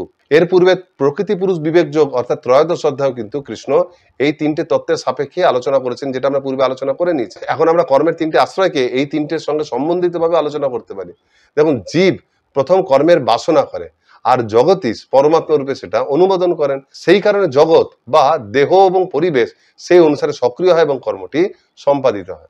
এর পূর্বে চতুর্থ শ্লোকে কৃষ্ণ যে কর্ম সম্পাদনে যে পাঁচটা কারণ উল্লেখ করেছিলেন, সেই পাঁচটা কারণকেও কিন্তু এই তিনটে মূল তত্ত্বের সঙ্গে সম্পর্কিত রূপে দেখা যায়। সর্বপ্রথম কোনো কারণ সম্পাদনের ক্ষেত্রে তার কর্তাই হচ্ছেন জীব, আর পরমাত্মা জগতীশ হচ্ছেন দৈব। আর জগৎ বা প্রকৃতি হচ্ছে অধিষ্ঠান এবং কারণ দুটোই, কারণ এই জড় দেহ এবং জড় দেহের সমস্ত ইন্দ্রিয় সবই জড়া প্রকৃতিজাত, তাই এরা উভয় হচ্ছে জগৎ বা প্রকৃতি। এখন চেষ্টা হচ্ছে জীব এবং জড় জগতের সম্মেলন, অর্থাৎ জীব এবং জগতের মধ্যে ইন্টারাকশন। জীব তার জড় দেহের সাহায্যে, জগৎ থেকে প্রাপ্ত তার দেহের সাহায্যে প্রকৃতিকে যে ব্যবহার করছেন সেটাই হচ্ছে তার চেষ্টা। এইভাবে কর্ম সম্পাদন যে পাঁচটা কারণ, সেই পাঁচটাও কিন্তু এই তিনটে মূল তত্ত্বের উপর নির্ভরশীল। সেই জন্য জীব যখন যথার্থ জ্ঞান লাভ করে, সে পরম জ্ঞেয় সম্বন্ধে সে জানতে পারে, অর্থাৎ সে পরম জ্ঞাতা হয়। আর তখনই সে নিজের লক্ষ্য সাধন করার জন্য দেহ এবং মন অর্থাৎ প্রকৃতির যথাযোগ্য ব্যবহার করে চেষ্টা করে সেই কর্মটিকে সম্পাদিত করতে পারে। অর্থাৎ এক কথায় যথার্থ গুরু এবং শাস্ত্র উপদেশ লাভ করে ব্যক্তি যদি কৃষ্ণ ভাবনাময় হয়, তখন সেই মানসিকতা নিয়ে সে কেবলমাত্র কৃষ্ণের সন্তুষ্টি বিধানের জন্য তার দেহ এবং জড় বিষয়কে ব্যবহার করে কৃষ্ণ সেবা সম্পাদন করে। আর সেইটি যেহেতু অপ্রাকৃত বা চিন্ময় কর্ম, তাই এই ধরনের কর্ম করেও কিন্তু ব্যক্তিকে কখনোই সেই জড় বন্ধন ভোগ করতে হয় না। এটি হচ্ছে কর্মের মূল রহস্য। এইভাবে কৃষ্ণ এই শ্লোকে কর্মের ছটি পৃথক পৃথক শর্তের কথা উল্লেখ করলেন, যার মধ্যে তিনটে হচ্ছে কর্মের প্রেরণা আর তিনটে হচ্ছে কর্মের আশ্রয়। এখন পরবর্তী শ্লোকে এই ছটার মধ্যে তিনটে বিষয়কে নিয়ে কৃষ্ণ বিশদভাবে আলোচনা করবেন, যেগুলি কোয়ালিটি স্থানকাল পাত্রভেদে পরিবর্তিত হতে পারে। ঊনবিংশতি শ্লোকে কৃষ্ণ বলছেন জ্ঞানং কর্মং চ কর্তা চ ত্রিধৈব গুণ ভেদত প্রচ্যতে গুণ সংখ্যানে যথাবৎ শ্রেণুতান্যপি। অনুবাদ: প্রকৃতির তিনটি গুণ অনুসারে জ্ঞান, কর্ম ও কর্তা তিন প্রকার বলে কথিত হয়েছে, সেই সমস্ত আমার কাছ থেকে যথাযথ রূপে শ্রবণ করো। কৃষ্ণ এখানে একটা সূচি প্রদান করছেন যে পরবর্তী শ্লোকগুলিতে তিনি জড়া প্রকৃতির তিনটি গুণ সত, রজ, তম, এই তিন গুণের প্রভাবে তিন প্রকার জ্ঞান কেমন হয়, তিন প্রকার কর্ম এবং তিন প্রকার কর্তা কেমন হয়, তাদের সম্পূর্ণ শ্রেণী, তাদের বৈশিষ্ট্য সব সম্বন্ধে তিনি বলতে চলেছেন। তাহলে দেখুন, পূর্বের শ্লোকে তিনি যে প্রেরণা এবং আশ্রয় রূপ কর্মের যে ছটা তত্ত্বের কথা বলছিলেন, এখন তাদের মধ্যে তিনি তিনটিকে বেছে নিচ্ছেন। এখন প্রশ্ন হচ্ছে তিনি ছটার মধ্যে এই বিশেষ তিনটিকে কেন বেছে নিলেন? তার কারণ হচ্ছে কৃষ্ণ এখানে যেহেতু জড় গুণত্রয়ের সাপেক্ষে কর্মের তত্ত্ব ব্যাখ্যা করতে চলেছেন, তাই এখানে যে সমস্ত কর্মের কথা তিনি বলছেন সবই জড় স্তরে সংগঠিত কর্ম। পূর্বে কৃষ্ণ যে 6টা শর্তের কথা বলছিলেন, জ্ঞান, জ্ঞেয়, পরিজ্ঞাতা এবং করণ, কর্ম এবং কর্তা, এই 6টার মধ্যে যিনি কর্তা, তিনি যে কর্মটি করতে চলেছেন সেই কর্মের উদ্দেশ্য বা বিষয় সম্বন্ধে তিনি অলরেডি জানেন, সেই কর্মের তত্ত্ব সম্বন্ধে তিনি জেনেছেন, জ্ঞান লাভ করেছেন, তবেই তো তিনি কর্মটা করতে যাচ্ছেন। তাহলে একই সঙ্গে তিনি কর্তা, আবার তিনি পরিজ্ঞাতা। তাহলে জ্ঞাতা এবং কর্তা একজনই। প্রথমে তিনি সেই সম্বন্ধে জেনে পরিজ্ঞাতা হয়েছিলেন, তারপর তিনি যখন কর্মটি করছেন তিনি কর্তা। সুতরাং একজনই দুটো নাম। সুতরাং এখানে কর্তার কথা আলোচনা করলেই পরিজ্ঞাতার কথা আলোচনা হয়ে যাচ্ছে। উদাহরণস্বরূপ যিনি মৃদঙ্গ বাজাচ্ছেন, তিনি জানেন মৃদঙ্গ কিভাবে বাজাতে হয়, কখন কোন তালের পর কিভাবে হাতে কেমন চাঁটি মারতে হয়, তবেই তো সেই পার্টিকুলার আওয়াজটা সেখান থেকে বেরিয়ে আসে। তাই কর্তা এবং পরিজ্ঞাতা এক। আবার দেখুন কর্মের যে বাকি দুটি প্রেরণা, জ্ঞেয় এবং জ্ঞান, এরাও কিন্তু পরস্পর একেবারে একজন আরেকজনের সঙ্গে অঙ্গাঙ্গিভাবে জড়িত। জ্ঞেয় বস্তু যেই স্তরের, জ্ঞানও সেই স্তরের। যদি জ্ঞেয় বস্তু চিন্ময় পরমেশ্বর ভগবান হয়, তাহলে তার সম্বন্ধীয় জ্ঞানটিও চিন্ময়। এখানে যেহেতু কৃষ্ণ গুণত্রয়ের বিচারে আলোচনা করছেন, সুতরাং এটা জড় কর্ম সম্বন্ধীয় চর্চা। সুতরাং এখানে জ্ঞেয় বস্তুটিও হচ্ছে একটা জড় বিষয়, আর সেই সম্বন্ধে জ্ঞানটা হচ্ছে জড় জ্ঞান। কিন্তু গুণত্রয়ের প্রভাবে জড় বস্তুর মধ্যে কোনো পরিবর্তন আসে না। তাই কৃষ্ণ তো গুণ ভেদে কর্মের উপর প্রভাব আলোচনা করতে চলেছেন। তাই সেই ক্ষেত্রে জ্ঞান এবং জ্ঞেয় কিন্তু অপরিবর্তনীয়, সেগুলো সব ক্ষেত্রে একই থাকে, সেগুলির কোনো পরিবর্তন করাও সম্ভব নয়। একই কারণে কর্মের আশ্রয় রূপে কৃষ্ণ যে করণের কথা বলছিলেন, অর্থাৎ ইন্দ্রিয় সমূহ, এগুলো কিন্তু অপরিবর্তনীয়। এগুলো একটা জড় দেহের অংশ। সুতরাং মানুষ শত রজতম যে গুণেই প্রভাবিত থাকুক না কেন, ইন্দ্রিয়গুলো কিন্তু একই রকম থাকে। মানুষ যদি তার চিন্তা ভাবনা, সে যদি তামসিক কর্ম ত্যাগ করে সাত্বিক কর্মের স্তরেও যদি উন্নীত হয়, তাহলে ইন্দ্রিয়গুলোর কিন্তু কোনো পরিবর্তন হয় না। রূপান্তরণ কেবলমাত্র কর্তার ক্ষেত্রে হয়। যতক্ষণ পর্যন্ত জড় অহংকার বশত সে নিজেকে মনের সঙ্গে এক বলে ভাবে, ততক্ষণ পর্যন্ত সে গুণত্রয়ের দ্বারা প্রভাবিত থাকে, আর তার এই মনোভাবের উপর নির্ভর করে তার কর্মও ভিন্ন ভিন্ন হয়। তাই 6টা বিষয়ের মধ্যে জ্ঞান, কর্ম এবং কর্তা, এই 3টি বিষয় কিন্তু ত্রিগুণের প্রভাবে নানাভাবে প্রভাবিত হয়, এবং সচেতনভাবে আমরা এইগুলিকেই ক্রমশ নিম্ন স্তর থেকে উন্নত স্তরে রূপান্তরিত বা উন্নীত করতে পারি। সেই জন্য কৃষ্ণ এই 3টে বিষয়ের কথাই এখন উল্লেখ করতে চলেছেন। এদের মধ্যে সর্বপ্রথম প্রয়োজন হয় জ্ঞানের। জ্ঞানের সাহায্যেই কর্মের সূচনা হয়, আর জীবাত্মা ওই জ্ঞানটা গ্রহণ করে কর্মটা করেন, সেই জন্য কর্তা রূপে সে ফল ভোগ করে। উদাহরণস্বরূপ কোনো রোগী ডাক্তারের কাছ থেকে জানতে পেরেছে যার পার্টিকুলার একটা রোগ হয়েছে এবং একটা পার্টিকুলার ঔষধ তাকে সেবন করতে হবে, তবে সে রোগের হাত থেকে মুক্তি পাবে। তাহলে এই যে রোগী এই জিনিসটা জানতে পারলো, এটা হচ্ছে জ্ঞান। এটা না জানলে তার চিকিৎসা সে শুরুই করতে পারতো না। এবার এটা জানার পর সে যেহেতু নিজেকে রোগমুক্ত করতে চায়, তাই সে কর্তা, এবং সেই জন্য সে ঔষধটা সেবন করতে চায়। তাই তার ইচ্ছাতে এবার সে ঔষধের জন্য অর্থ সংগ্রহ করে ঔষধটাকে ক্রয় করে বা লাভ করে, এটা হচ্ছে তার কর্মটা। আর কর্তা হিসেবে সে যদি কর্মটা করেছে, অনেক সে তার ফলটাও লাভ করতে চায়, অর্থাৎ সে দৈহিক সুস্থতা প্রাপ্ত হতে চায়। তো এই ক্রমে কৃষ্ণ প্রথমে বিংশতি থেকে দ্বাবিংশতি 20 থেকে 22 সংখ্যক শ্লোকে প্রথমে 3 প্রকার গুণের প্রভাবে 3 ধরনের জ্ঞানের কথা বলছেন। তারপর 23 থেকে 25 এই 3টে শ্লোকে তিনি 3 প্রকার কর্মের কথা বলছেন, এবং অবশেষে 26 থেকে 28 এই 3টে শ্লোকে তিনি 3 গুণের প্রভাবে 3 প্রকার কর্তার কথা বলছেন। এগুলো বলার পর 29 সংখ্যক শ্লোকে গিয়ে কৃষ্ণ এই জ্ঞান, কর্ম এবং কর্তার ছাড়াও কর্ম সম্পাদনের সঙ্গে জড়িত আরো 3টি বিশেষ তত্ত্বের কথা উল্লেখ করেছেন, যেগুলি হচ্ছে বুদ্ধি, ধৃতি এবং সুখ, এবং গুণত্রয়ের প্রভাবে সেগুলিও যে আরো 3 প্রকারে হতে পারে, সেটা তিনি পরবর্তী আরো 9টি শ্লোকে ব্যাখ্যা করছেন। এবং সেখানে 30 থেকে 32 এই 3টি শ্লোকে কৃষ্ণ 3 প্রকার বুদ্ধি, অর্থাৎ কর্ম করার যে ব্যবহারিক ধারণা, কিভাবে কর্মটা করতে হবে সেই যে ধারণাটা, তার কথা বলছেন। 33 থেকে 35 এই 3টি শ্লোকে 3 গুণের প্রভাবে 3 প্রকার ধৃতি, অর্থাৎ কর্ম করার জন্য সংকল্প শক্তি বা ধৈর্য। আর 37 থেকে 39 এই 3টি শ্লোকে তিনি 3 প্রকার সুখ, অর্থাৎ 3 গুণের প্রভাবে কর্মের ফলও যে 3 প্রকার হয়, সেই কথা তিনি ব্যাখ্যা করছেন। তো সর্বপ্রথম কৃষ্ণ জ্ঞান সম্বন্ধে বলছেন, সর্বভূতেষু येनैकं ভাবমব্যয়মিচ্ছতে অবিভক্তং বিভক্তেষু তজ্জ্ঞানং বিদ্ধি সাত্বিকম। অনুবাদ: যে জ্ঞানের দ্বারা সমস্ত প্রাণীতে এক অবিভক্ত চিন্ময় ভাব দর্শন হয়, অর্থাৎ পরস্পর ভিন্ন হলেও চিন্ময় সত্তায় জীবেরা এক, সেইরূপ জ্ঞানকে সাত্বিক বলে যান। এখানে কৃষ্ণ শতগুণের প্রভাবে জ্ঞানের বৈশিষ্ট্য বলছেন, অর্থাৎ সাত্বিক জ্ঞান কেমন হয় সেটা বলছেন। কিন্তু উল্লেখযোগ্য হচ্ছে শতগুণ রজস্তম গুণ অপেক্ষা উন্নত, অর্থাৎ 3 গুণের মধ্যে সর্বোন্নত হলেও সাত্বিক জ্ঞানও কিন্তু সম্পূর্ণ চিন্ময় বা পরম জ্ঞান নয়, এটা চিন্ময় স্তরের কাছাকাছি।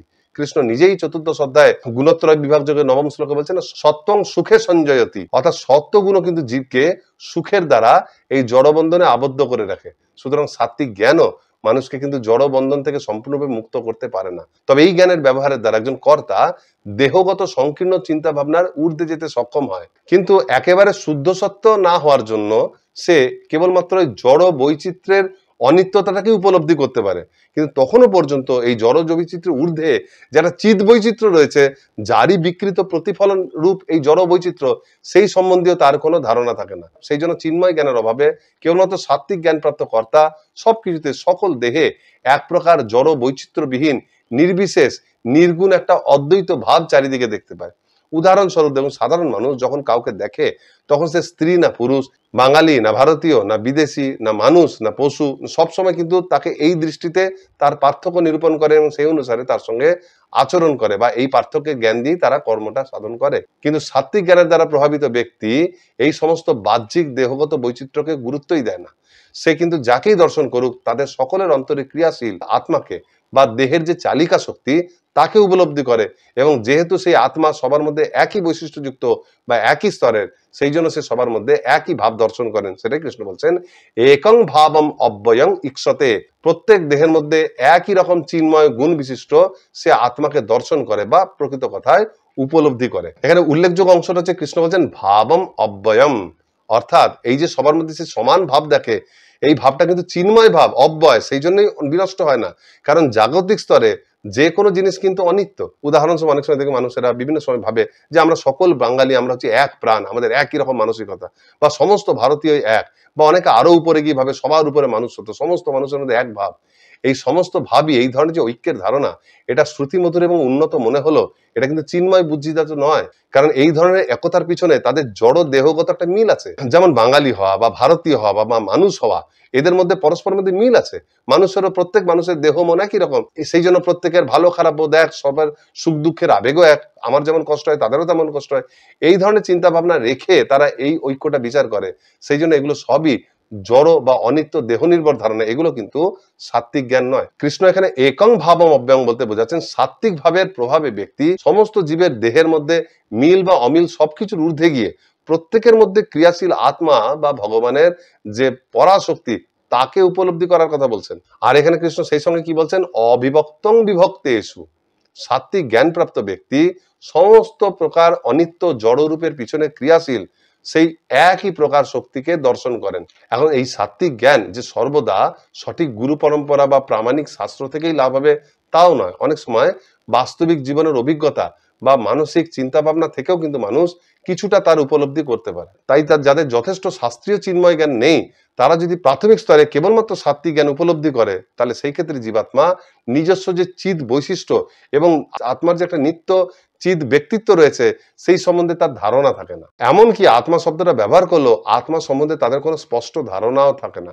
প্রত্যেকটা আত্মা যে একজন আলাদা আলাদা ব্যক্তি, আর তাদের এই ব্যক্তিত্ব যেমন কখনোই বিনষ্ট হয় না, সেই ধারণাটা থাকে না। সেই জন্য তারা এই অবস্থায় সবার মধ্যে যে আত্মাকে দর্শন করে, অ্যাকচুয়ালি তারা আত্মার পরিবর্তে সকলের অন্তরে ক্রিয়াশীল শক্তিকে, জীবনী শক্তিকে উপলব্ধি করে। আর শক্তি স্বাভাবিকভাবেই ব্যক্তিত্বহীন। তাই তাদের মনে হয় যে বাহ্যিক অনিত্য জড়দেহের বৈচিত্র্যের মধ্যে একই চিন্ময় শক্তি নানা দেহের মধ্যে আলাদা আলাদা ভাবে কাজ করছে। তাই জড় দেহের জড় বৈচিত্র্য থেকে যখনই এই শক্তি মুক্ত হয়ে যাবে, তো সমস্ত শক্তি মিলেমিশে এক হয়ে যাবে এবং সকলে একই অদ্বৈত বা একই ব্রহ্মভাব প্রাপ্ত হবে। তাই ভক্তির আশ্রয়বিহীন সাত্ত্বিক জ্ঞান বা দার্শনিক জ্ঞান ব্যক্তিকে কিন্তু নির্বিশেষ দর্শনের অনুভূতি করায়, সেটা জড় বন্ধনের ঊর্ধ্বে নিয়ে গেল, সেটার সঙ্গে কিন্তু ভক্তির কোনো যোগাযোগ থাকে না। এইভাবে সাত্ত্বিক জ্ঞানের কথা বলে এইবার কৃষ্ণ রাজসিক জ্ঞানের কথা বলছেন ১বিংশতি শ্লোকে। সেখানে কৃষ্ণ বলছেন, পৃথক্ত্বেন তু যজ্ঞানম নানা ভাবান পৃথক বিধান বেত্তি সর্বেষু ভূতেষু তজ্জ্ঞানম বিদ্ধি রাজসম। অনুবাদ, যে জ্ঞানের দ্বারা সমস্ত প্রাণীতে ভিন্ন ভিন্ন ধরনের আত্মা অবস্থিত বলে পৃথকভাবে দর্শন হয়, সেই জ্ঞানকে রাজসিক বলে জানবে।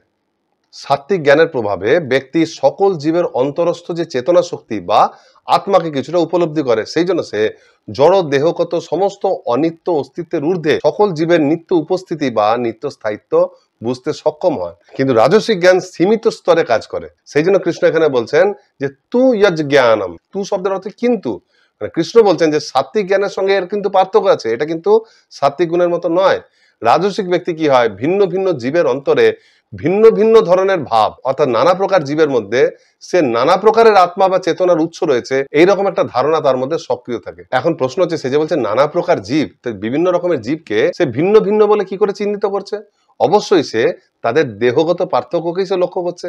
একটা মানুষ আর কুকুরকে সে যখন ভিন্ন জীব বলছে, তখন সে নিশ্চয়ই মানুষ আর কুকুরের বাহ্যিক গঠনটা দেখেই তাদেরকে ভিন্ন বলে বুঝতে পারছে। আর এই পার্থক্য বোঝার পর সে যখন ভাবছে যে এই উভয়ের মধ্যে ভিন্ন ভিন্ন জীবনী শক্তি বা ভিন্ন ভিন্ন আত্মা রয়েছে, তার অর্থ হচ্ছে রাজসিক ব্যক্তি দেহগত ভিন্নতার পরিপ্রেক্ষিতেই জীবের চেতনা শক্তি বা অস্তিত্বকেও ভিন্ন স্তরের বলেই সে কল্পনা করে। অর্থাৎ বাহ্যিক পার্থক্যের সঙ্গে অন্তরের যে কোনো মিল নেই, সেটা সে বুঝতে না পেরে অন্তর আর বাইরের তত্ত্বকে সে মিলিয়ে মিশিয়ে গুলিয়ে এক করে ফেলে। সুতরাং অন্য কথায়, রাজসিক জ্ঞানের প্রভাবে একজন ব্যক্তি সর্বজীবের অন্তরস্থ যে চিন্ময় আত্মা, তাদের দর্শন করতে পারে না। তাদের দর্শন কেবলমাত্র প্রত্যেকটা জীবের বাহ্যিক যে জড়দেহ, সেটাতেই সীমিত হয়ে যায়। জড়দেহ যেহেতু জীব ভেদে পৃথক পৃথক, তাই তাদের মনে হয় যে প্রত্যেকের আত্মাও পৃথক পৃথক। জড় দেহগুলি যেহেতু বিনাশশীল এবং অস্থায়ী, তাই রাজসিক গুণের দ্বারা প্রভাবিত ব্যক্তি জীবের চেতনা শক্তিকেও জীবের সঙ্গে নিত্য বিরাজমান বলে ভাবতে পারে না, সেটাকেও তারা অস্থায়ী বলেই ভাবে। তাই এই ধরনের মানুষ আত্মার কথা বললেও আত্মার প্রকৃত পরিচয় বা চিন্ময় বৈশিষ্ট্য সম্বন্ধে তাদের কোনো ধারণা নেই। যেমন খ্রিস্টান ধর্মে বহু দার্শনিক রয়েছে যারা নিজ নিজ কল্পনার দ্বারা ব্যাখ্যা করেছেন মানুষের মধ্যে যে আত্মা রয়েছে, সেটা পশু পাখির আত্মা এবং বৃক্ষ আদির আত্মা থেকে সম্পূর্ণ ভিন্ন। জন্মের সঙ্গে সঙ্গে এদের সবার আত্মাই গঠিত হয়, কিন্তু মনুষ্য জীবন শেষ করার পর একমাত্র মানুষের আত্মা বা সোল, তারা এটাকে সোল বলে, নিত্যকালের জন্য তারা হেভেন বা হেলে, অর্থাৎ স্বর্গ বা নরকে গিয়ে সেই আনন্দ বা দুঃখ ভোগ করতেই থাকে। কিন্তু সেই তুলনায় পশু পাখি বা উদ্ভিদের আত্মা কিন্তু অনুন্নত, সেটা অনিত্য, এবং সেটা তাদের দেহের জন্মের সঙ্গে সঙ্গে জন্মায়, আর তারা যখন মারা যায় তাদের আত্মাটাও ধ্বংস হয়েছে। এক তো সবার মধ্যে একই আত্মা, দ্বিতীয়ত হচ্ছে আত্মা কখনো সৃষ্টি বা ধ্বংস হয় না, আত্মা সম্বন্ধে কোনো ধারণাই নেই। সোল বলতে তারা অন্য কিছু বোঝে। তারা এটা বুঝতে পারে না যে মানুষ, পশু পাখি এবং উদ্ভিদের মধ্যে একই ধরনের আত্মা রয়েছে, কিন্তু মানুষের দেহে অবস্থান সময় আত্মার উপর অবিদ্যার যে আবরণ থাকে, পশু পাখির দেহে অবস্থানের সময় সেই আবরণটা একটু মোটা আর একটু পুরু বেশি, আর উদ্ভিদের দেহে যখন অবস্থান করে তখন সেই আবরণ সবচেয়ে বেশি পুরু। সেই জন্য তাদের চেতনার বিকাশ পৃথক পৃথক ভাবে হয়। এখানে বাইরের আবরণটার পুরুত্বের কম বেশি রয়েছে, আত্মা কিন্তু একই রকম। কিন্তু রাজসিক জ্ঞানের দ্বারা প্রভাবিত হয় এই ধরনের ভুল তত্ত্ব যারা বিশ্বাস করে, তাদের এরকম তত্ত্ব শুনে কি মনে হয় যে পশু পাখি অনেকটা জড় বস্তুর মতো, জড় যন্ত্রের মতো, দেহের শেষে সঙ্গে সবকিছুই শেষ। আর এর ফলে মানুষ কোনো মানসিক অপরাধবোধ না রেখে নির্বিচারে নির্মম ভাবে নিজের ইন্দ্রিয় তৃপ্তির জন্য পশু পাখিদের হত্যা করতে পারে, কারণ তাদের আত্মা তো অনিত্য আত্মা। তারা এটাই ভাবে যে ঈশ্বর এই ধরনের নিম্নমানের অনিত্য আত্মাগুলিকে উচ্চমানের আত্মা অর্থাৎ মানুষের ভোগবিলাসের জন্য সৃষ্টি করেছে, সেগুলোকে ইউটিলাইজ করাটাই হচ্ছে ঈশ্বরের সৃষ্টি প্রকৃত সৎ ব্যবহার। তাই এই জ্ঞান হচ্ছে পূর্ণ মাত্রায় রাজসিক জ্ঞান, যা মানুষকে উচিত অনুচিত বিচার ত্যাগ করে কেবলমাত্র জড় বিষয়ভোগে অনুপ্রাণিত করে। একই কারণে তাদের পরলোকের বিষয়ে ভ্রান্ত ধারণা রয়েছে, বা অনেক ক্ষেত্রে মানুষের পরলোক সম্বন্ধে কোনো যথেষ্ট সঠিক ধারণাই নেই, যেহেতু তারা মানুষের জীবনের প্রকৃত লক্ষ্য সম্বন্ধেই জানে না, আর সেটা জানতেও চায় না। তাই তারা তাদের বর্তমান জীবনটাকে সবকিছু মনে করে, যেন এমত অবস্থায় এই জীবনটাকে আরো সুখপ্রদ করে তোলাটাই জীবনের একটা ধর্ম বলে মনে হয়। সেই অবস্থায় ওই সময়টাকে পারমার্থিক অনুশীলনে ব্যয় করাটাকে তাদের অপচয় বলে মনে হয়। এইভাবে রাজসিক জ্ঞান ব্যক্তিকে জড় ভোগবিলাস বা ইন্দ্রিয় তর্পণে আবদ্ধ করে রাখে। এই রাজসিক জ্ঞানের দ্বারাই মানুষ কিন্তু নিজেদের মধ্যেও উচ্চ নিচ ভেদ করে। এক এক দেশের মানুষ সংকীর্ণ জাতীয়তাবোধের তত্ত্বের দ্বারা ভ্রমিত হয়ে নিজের দেশকে অন্য দেশের থেকে শ্রেষ্ঠ মনে করে, এবং অন্য দেশের নাগরিককে নিজেদের দেশের শত্রু বলে মনে করে। এগুলো সব হচ্ছে রাজসিক জ্ঞান। আর তামসিক জ্ঞানের কথা কৃষ্ণ বলছেন এরপর দ্বাবিংশতি শ্লোকে। কৃষ্ণ বলছেন, ইয়ত্তু কৃৎস্নবদে কস্মিন কার্যে শক্তম অহৈতুকম অতত্ত্বার্থ বদল্পং চ তত্তামসম উদাহৃতম। অনুবাদ: আর যে জ্ঞানের দ্বারা প্রকৃত তত্ত্ব অবগত না হয়ে কোনো একটি বিশেষ কার্যে পরিপূর্ণের ন্যায় আসক্তির উদয় হয়, সেই তুচ্ছ জ্ঞান তামসিক জ্ঞান বলে কথিত হয়। এখন প্রথমে দেখুন, তামসিক জ্ঞান এই কথাটাই হচ্ছে পরস্পর বিরোধী কথা। জ্ঞান এবং তামসিকতা কখনো একসঙ্গে আসতে পারে না। কৃষ্ণ স্বয়ং গুণত্রয় বিভাগযোগ ৮ম শ্লোকে বলছেন, তমস্তু অজ্ঞানজং বিদ্ধি মোহনং সর্বদেহিনাম, যে অজ্ঞানতা থেকে উৎপন্ন এই তমগুণ সমস্ত জীবকে মোহগ্রস্ত করে রাখে বা ভ্রমিত করে রাখে। অর্থাৎ তমগুণের উৎপত্তি হচ্ছে অজ্ঞানতা, অজ্ঞানতা তমগুণের মূল বৈশিষ্ট্য। তাই তমগুণে কখনো জ্ঞানের প্রকাশ দেখা যেতে পারে না। তাহলে তামসিক জ্ঞান বলতে কৃষ্ণ কি বোঝাচ্ছেন? আসলে কৃষ্ণ এখানে যেটা বোঝাতে চাইছেন সেটা কিন্তু প্রকৃত কোনো জ্ঞান নয়, সেটা এক ধরনের ছদ্ম জ্ঞান। সেই জন্য তো তিনি এখানে বলছেন যে অতত্ত্বার্থবৎ অল্পম, অর্থাৎ এই জ্ঞানের দ্বারা কোনো তত্ত্ব সম্বন্ধে সঠিকভাবে জানাই যায় না, সঠিকভাবে কোনো জ্ঞানই লাভ হয় না, এবং এটা একটা তুচ্ছ জ্ঞান, অল্প জ্ঞান, এটা কোনো বাস্তব তত্ত্ব প্রদান করে না, সেই জন্য এটা তুচ্ছ। অর্থাৎ তামসিক জ্ঞান জ্ঞানের একটা ভ্রম মাত্র, এটা একটা ছদ্ম জ্ঞান। কৃষ্ণ আরো বোঝাচ্ছেন যে একজন ব্যক্তি এই জ্ঞানের দ্বারা যখন প্রভাবিত হয়, তখন যে তার মূল কর্তব্য কর্ম, তার একটা ছোট্ট কোনো একটা অংশ, সেই আংশিক কর্মটাকেই সে মূল কর্ম বলে ভাবে, এবং কেবলমাত্র ওই কর্মটুকুর প্রতি সে আসক্ত হয়ে পড়ে, এবং ওইটাকেই সে যখন সম্পন্ন করে, তখন তার যেন মনে হয় তার সমস্ত কর্তব্য কর্ম সম্পাদিত হয়ে গেছে। যেমন ভক্তি অনুশীলনের একদম শুরুর ক্ষেত্রে কেবলমাত্র শ্রদ্ধাবান যারা রয়েছে তাদের মধ্যে এরকম গুণের একটা প্রভাব দেখা যায়। অনেক মানুষ আজও রয়েছেন যারা পারমার্থিক অনুষ্ঠানগুলিতে অংশগ্রহণ করতে আসেন কেবলমাত্র তার পার্টিকুলার অংশের জন্য। কেউ কেউ আসেন কেবলমাত্র একটা নির্দিষ্ট সময় এসে সমস্ত প্রোগ্রাম শেষ হওয়ার পর একটু প্রসাদ নিয়ে চলে যাবে। তারা খালি ভালো আহারের লোভে আসেন এবং প্রসাদটাকেই ভাবেন তারা যথেষ্ট উন্নতি করে ফেলেছেন এবং ভগবত ধামে যাওয়ার ফিক্সড। বা সাধারণ জগতে দেখবেন স্কুলের ছেলে মেয়েরা তারা স্কুলে যায়, পড়াশোনা করে, সেখানে টিফিন খায়, বন্ধু বান্ধবের সাথে খেলাধুলা করে, গল্প করে চলে আসে। তাদের মধ্যে কারো এরকম ভাব থাকে স্কুলে গিয়ে তারা পড়াশোনা খাওয়া দাওয়া সব ভুলে গিয়ে যখন সুযোগ পায় খেলতে যায়। ওই স্কুলে খেলতে পারলে তাদের মনে হয় স্কুল যাওয়াটা সার্থক। বা কেউ কেউ খাওয়ার প্রতি আসক্ত থাকে, তারা কেবল খাবে কখন কখন মিড ডে মিল হবে সেইটার প্রতি তার নজর থাকে, কি পড়াশোনা হলো সেই সব সম্বন্ধে ভাব থাকে না। আর ঠিকঠাক খেতে পড়তে পারলে, ঠিকঠাক সরকারি সুবিধাগুলো পেলে পরে তাদের মনে হয় যে আমাদের জীবনটা সার্থক হয়ে গেছে। এইভাবে তামসিক জ্ঞান একজন ব্যক্তিকে সম্পূর্ণ যে প্রকৃত জ্ঞান তার একটা ছোট্ট অংশ দেখিয়ে পুরো জ্ঞান থেকে তাকে ভুলিয়ে রাখে। উদাহরণস্বরূপ এই জড় সভ্যতা সমস্তটাই তামসিক জ্ঞানের প্রভাবেই কেবলমাত্র জড় উন্নতি এবং জড় কর্মের সফলতাকে তাদের পরম কর্তব্য বলে বিচার করতে শেখায়। শাস্ত্র থেকে আমরা জানতে পারি প্রকৃতপক্ষে এই জড় জগৎ চিন্ময় জগতের একটা ছোট্ট অংশ মাত্র, তার 1/4 মাত্র। কিন্তু জড় উন্নতিকামী তথাকথিত আধুনিক বিচার সম্মত ব্যক্তিরা এই আংশিক সত্যটাকে সম্পূর্ণ সত্য বলে মনে করে। তারা মনে করে যে এর বাইরে আর কিছু নেই। শুধু তাই নয়, মানুষ বা অসংখ্য যে জীব রয়েছে, আমরা কেউই আমাদের দেহ নয়। আমাদের এই দেহটি জড় বস্তুজাত, কিন্তু আমরা এই দেহের মধ্যে স্থিত চিন্ময় আত্মা। কিন্তু জড়বাদীরা বাহ্যিক জড় বস্তুটিকেই ভিতরে এবং বাইরের সবকিছু বলে মনে করে। তারা প্রত্যেক মানুষকে তার দেহ বলেই চিহ্নিত করে, তারা নিজেদেরকেও নিজেদের দেহ বলে ভাবে। সেই জন্য দেহের ঊর্ধ্বে বা জড় পদার্থের ঊর্ধ্বে চিন্ময় স্তরে তারা কোনো রকম চিন্তা ভাবনা করতে পারে না। সেই জন্য আধুনিক বিজ্ঞানের দর্শনে তারা সবকিছুকে ভৌত পদার্থের বা জড় পদার্থের মাধ্যমে ব্যাখ্যা করার চেষ্টা করে। উদাহরণস্বরূপ এমনকি পিতামাতা তাদের সন্তানকে দেখলে পরে তাদের মধ্যে যে ভালোবাসার ভাব আসে সেটাকেও তারা মস্তিষ্কের অভ্যন্তরে খরিত কোনো নিউরো হরমোন বা বিশেষ কোনো একটা কেমিক্যাল সিক্রেশনের একটা প্রভাব বলে তারা ব্যাখ্যা করতে চায়। আসলে ভক্তি বিনোদ ঠাকুর একেই লক্ষ্য করে তার কীর্তনে বলছেন, জড় বিদ্যা যত মায়ার বৈভব তোমারও ভজনে বাধা, মোহ জনমিয়া অনিত্য সংসারে জীবকে করে গাধা। অর্থাৎ যে জড় বিদ্যা, অর্থাৎ কেবলমাত্র জড় পদার্থ সংক্রান্ত যে বিদ্যা, যার মধ্যে চিন্ময়ের কোনো লেশ মাত্র নেই, সেটা জড় বিষয়ে একটা পার্টিকুলার কালের হিসাবে সেই সময়কার জন্য সঠিক তথ্য প্রদান করলেও সেটা কিন্তু সম্পূর্ণ জ্ঞান নয়। অথচ জড়বিদ্যা সেটাকে সম্পূর্ণ জ্ঞান বলে প্রচার করে। তার ঊর্ধ্বে, দেহের ঊর্ধ্বেও যে কোনো চেতন সত্তা দেহের মধ্যে রয়েছে, জীবনের পরেও যে আমাদের একটা জীবন রয়েছে, এই আংশিক জ্ঞানের প্রভাবে সেটাকে মিথ্যা বলে মনে হয়। ফলস্বরূপ মানুষ পারমার্থিক প্রগতিকে, কৃষ্ণ ভক্তিকে, যা জীবের বন্ধন মুক্তির একমাত্র কারণ, সেইটাকে সে তুচ্ছ মনে করে, অপ্রয়োজনীয় মনে করে, অবহেলা করে। এইভাবে তামসিক জ্ঞান ব্যক্তিকে তার সমস্ত কর্তব্য কর্মের মধ্যে কেবলমাত্র জড় জীবন উপভোগ করা এই তুচ্ছ অংশটার মধ্যে আবদ্ধ করে ফেলে। আর সেইটা করে সে মনে করে আমি আমার জীবনের সমস্ত কর্তব্য কর্ম পালন করে ফেলেছি, আমার মনুষ্য জন্ম সার্থক। ঠিক যেমন দেখবেন ঈশোপনিষদের নবম মন্ত্রে আমরা আলোচনা করছিলাম, সেইখানে বলা হচ্ছিল তত ভূয় ইব তে তময় উ বিদ্যায়াংরতা। অর্থাৎ যারা জ্ঞান ভেবে এইরকম তামসিক জ্ঞান বা অবিদ্যাকে আশ্রয় করে, একেবারে জ্ঞানহীন মূর্খদের যেমন অধোগতি হয়, এদের তাদের চাইতো আরো বেশি অন্ধকারময়, আরো বেশি নিম্নগতি হয়। এইভাবে কৃষ্ণ জড়জগতের 3 গুণের ভিত্তিতে 3 প্রকার জ্ঞানের ব্যাখ্যার মাধ্যমে এইটা পরোক্ষভাবে বোঝালেন যে প্রকৃত জ্ঞান কাকে বলে, আর কোন জ্ঞানটা আংশিক জ্ঞান, আর কোন জ্ঞানটা জ্ঞানই নয়। এইভাবে কৃষ্ণ পরোক্ষভাবে অর্জুনকে বোঝাচ্ছেন যে কর্মকালে আমাদের জ্ঞান কোন স্তরে বা কোন গুণের দ্বারা প্রভাবিত থাকা উচিত। এর পরবর্তী পাঠে আমরা বাকি তত্ত্বগুলি, অর্থাৎ কর্ম এবং কর্তা এবং সেই সঙ্গে ধৃতি, বুদ্ধি, সুখ, এইগুলি 3 গুণের প্রভাবে কেমন কেমন চরিত্রে হয়ে থাকে সে সম্বন্ধে বিস্তারিতভাবে আলোচনা করব। হরে কৃষ্ণ।